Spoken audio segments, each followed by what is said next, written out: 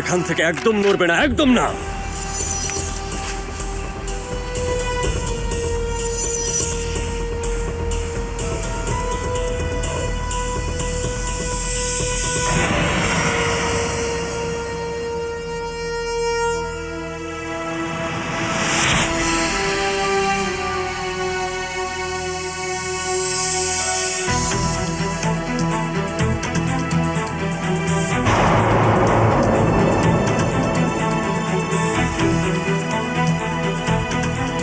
শেষ পর্যন্ত আসলে।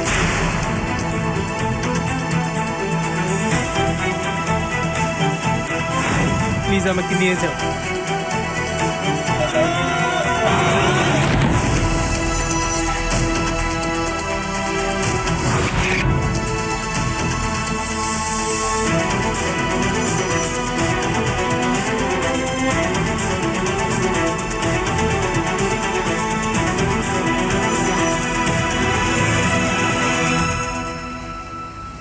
শিট।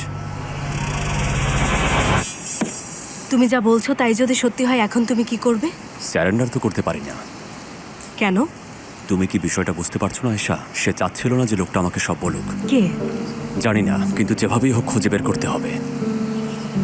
তুমি আমাকে ফলো করছিলে, তাই না? হ্যাঁ। কাকে রিপোর্ট করেছিলে তুমি? কমিশনারকে। আর কেউ? আর কাউকে না, শুধু ওনাকেই।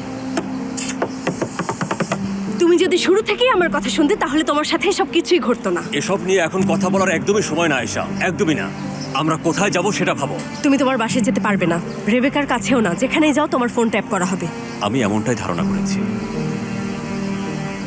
বাবার কাছে যাই। যদি ধরা পড়ো কি হবে? জানোই তো ওনাদের কেসটা এখনো চলছে। সবাইকে বিপদে ফেলবে নাকি?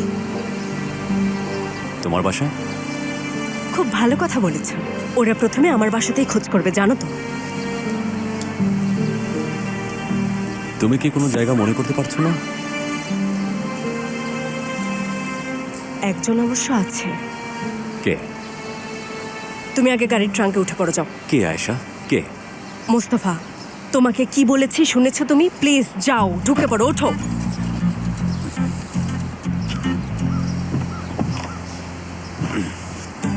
দয়া করে গাড়িটা আসতে চালাবে, প্লিজ। ওকে। প্লিজ। চুপ, ঢোকো।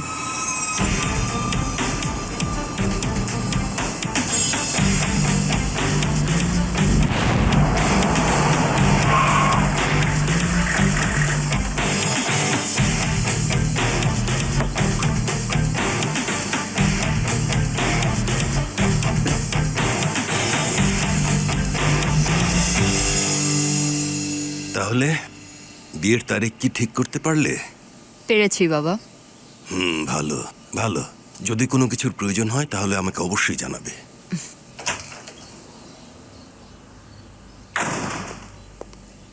তুমি কোথায় ছিলে বাবা?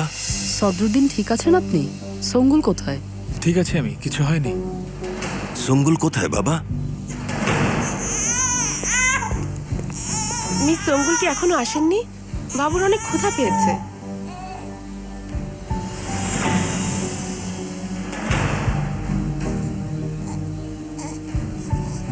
আপনি ওকে একটু ধরবেন প্লিজ, আমি ওর খাবার বানিয়ে নিয়ে আসি। ঠিক আছে বাবা, বাচ্চাটাকে ঠিক মতো ধরে রাখো।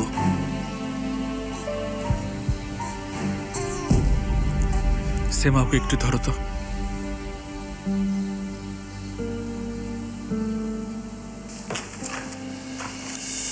হায় আল্লাহ, এর মধ্যে নিশ্চয়ই কোনো গোলমাল হয়েছে। শীঘ্রই এটা জানতে পারবো।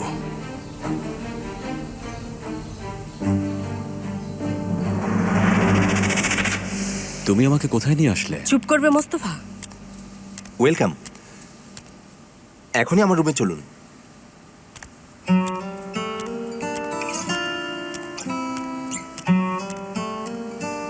তুমি আমাকে এই লোকের কাছে নিয়ে এসেছো?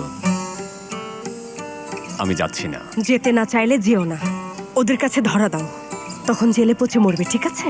এসো। জলদি আসুন, কেউ যেন আপনাকে দেখে না ফেলে। আরে আসুন।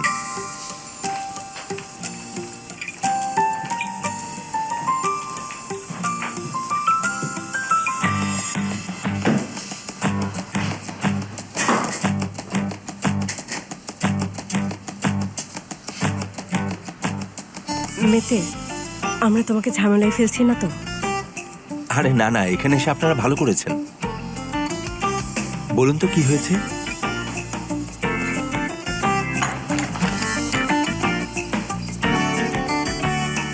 মোস্তফা,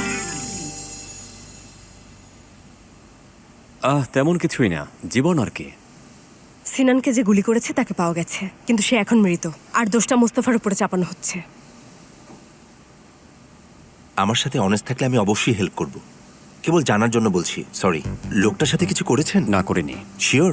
আমি কি মিথ্যা বলবো? রেড নোটিশের বিষয়টা কিন্তু আমার মনে আছে।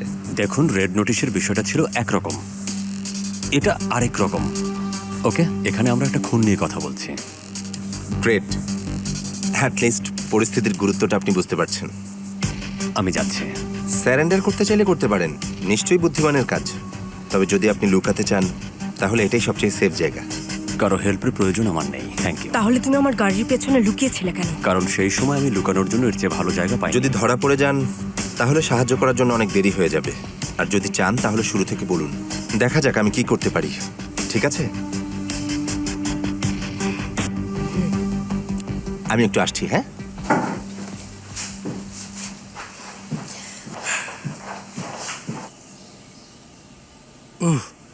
ওরা এখনো হানিমুন থেকে বাড়ি ফেরেনি। মনে হচ্ছে সে একজন সুলতান। 40 দিন ধরে কারো হানিমুন হয়। এখনো এলিফকে নিয়ে পড়ে আছো? ভাই, তুমি কিসের পেছনে ছুটছো বলো তো? ও বিবাহিত, ভুলে যাও ওকে। তাই তুমি এখন তো বলবেই। তোমার হাতে তো এখন সুন্দরী উকিল আছে। সেফের সাহেবের কাছে ভালোবাসার রাস্তা, আর আমার কাছে বুলেট। বড় ভাই, মেয়েটা কি বিয়ে করবে না? সে কি প্রেম করবে না? সুখে থাকবে না? কোনোভাবেই না ভাই। আমার এই অবস্থায় তার খুশি থাকা উচিত না। কোনো মানুষ কি তার ভাই কষ্ট পেলে খুশি থাকতে পারে? বড় ভাই, আমার মাথাটা খারাপ করে দিও না। আমার এঙ্গেজমেন্ট কিন্তু বাতিল হয়ে যাবে। ভাই, ওর কথা তুমি কেন শুনছো? দেখো না, পাগল হয়ে গেছে। তাছাড়া তোমাদের সম্পর্কটা তো খুব সহজেই হয়েছিল। আমাদের সোসাইটি এ ধরনের সম্পর্কের জন্য এখনো তৈরি না। তোমরা দুজনই আলাদা জগতে ছিলে, মেনে নাও এটা। ডুবে যাক এই দুনিয়া। স্বপ্ন হলো চে গুয়েভারা, জীবন হলো পাবলো এসকোবার। এটাকে তুমি নিয়তি বলো লিটল এমরা? সদরুদ্দিন ওখানে কি করছে?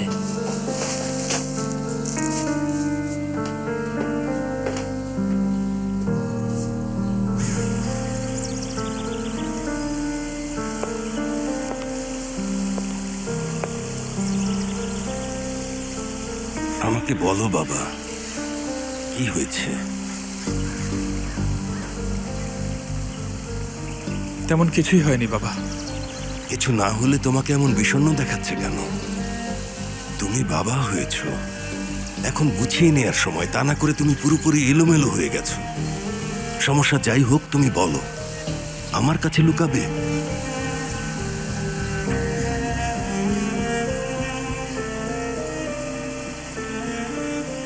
বাবা, আমার জন্মের সময় আপনার কেমন লেগেছিল?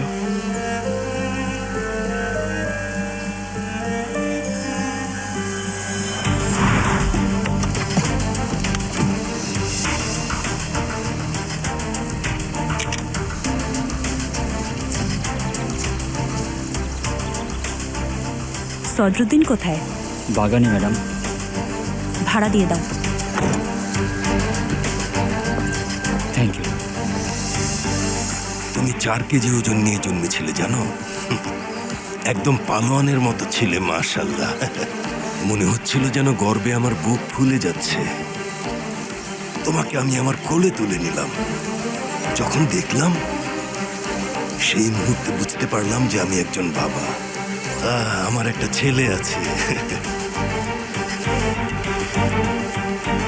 এখন আমাদের বংশ আর বংশধর তোমার উপর অর্পিত। আপনি আমাদের নিয়ে একদম চিন্তা করবেন না বাবা। হাসান আমাদের উম্মান বংশের মর্যাদা রাখবে ইনশাল্লাহ। আরেকজনও চলে আসতে পারে, তাই না সদরুদ্দিন? ইনশাল্লাহ, ওপরওয়ালা যদি হায়াত রাখেন।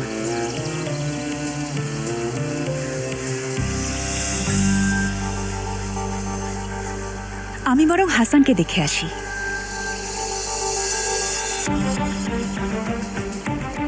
তোমার জন্য পরামর্শ, দুনিয়া পুরুষরাই শাসন করে। নারীরা অনেক বুদ্ধিমতী, তারা পুরুষদের শাসন করে। ঠিক আছে, সাবধান থেকো। ধন্যবাদ বাবা।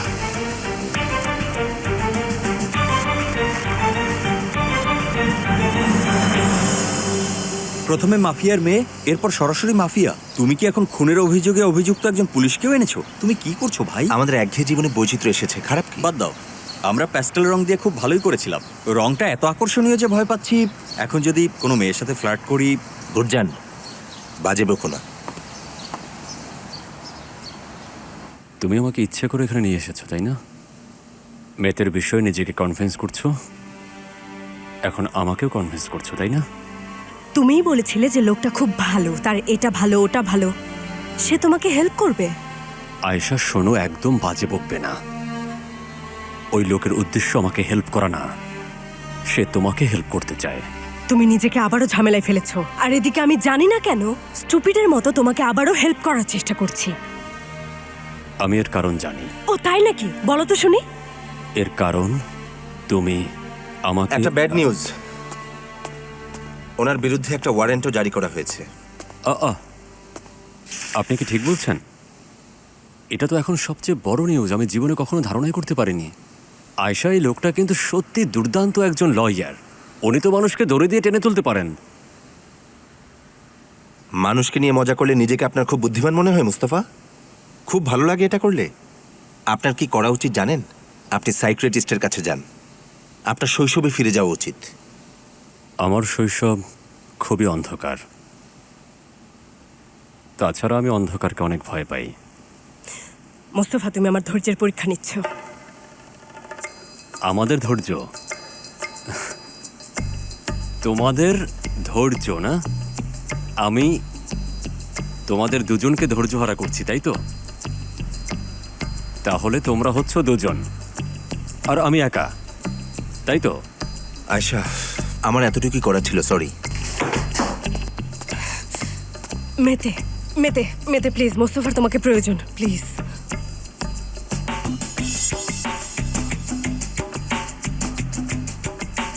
নিশ্চয়ই আমাকে ক্ষমা চাইতে হবে না। তোমার কাছ থেকে এটা এক্সপেক্টও করি না। অনেক হয়েছে তোমার এসব পাগলামি। আয়েশা, যাই বলো, ওই ধরনের কথা কিন্তু বলতে পারবো না।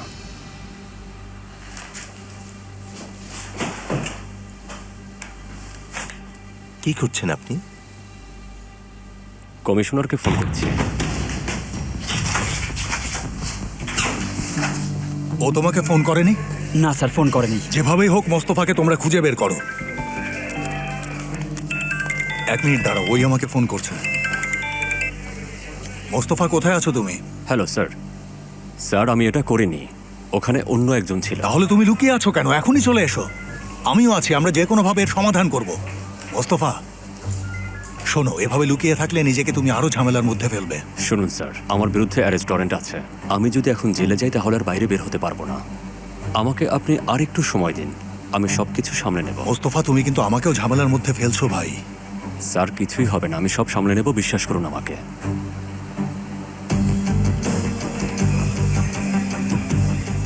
সে নাকি এটা করেনি? আচ্ছা ঠিক আছে, শোনো, ওর বাসার আশেপাশে গিয়ে একটু দেখো। যাও, দাঁড়িয়ে থাকো না, জলদি। ঠিক আছে স্যার, চলো।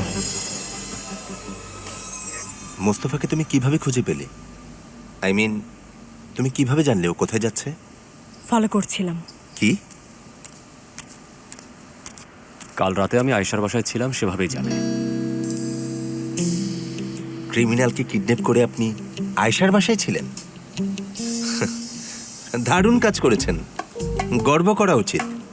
ওরা আপনাকে ইনভেস্টিগেশনে ইনক্লুড করলে কি করবেন? সেরকম কিছু না, আমি এটা করেছি যাতে ও আবার কোনো ঝামেলায় না পড়ে। না না, ও আসলে রেড নোটিশের প্রতিশোধ নিচ্ছে। আপনি সম্ভবত জানেন না, ও খুবই জঘন্য। আপনার কি কোনো বিবেক নেই মুস্তাফা? আয়েশাও যদি কোনো ঝামেলায় পড়তো তাহলে কি করতেন? আমরা এতে অভ্যস্ত, চিন্তা করবেন না। এটা পাস্ট ছিল, কিন্তু এখন সিচুয়েশন আলাদা। আমি প্রসিকিউটরের সাথে কথা বলবো, যাই দেখি তাদের কিছু করার আছে কিনা। থ্যাংক ইউ মেতে। সর্বোচ্চ চেষ্টা করবো আয়েশা, কথা হবে।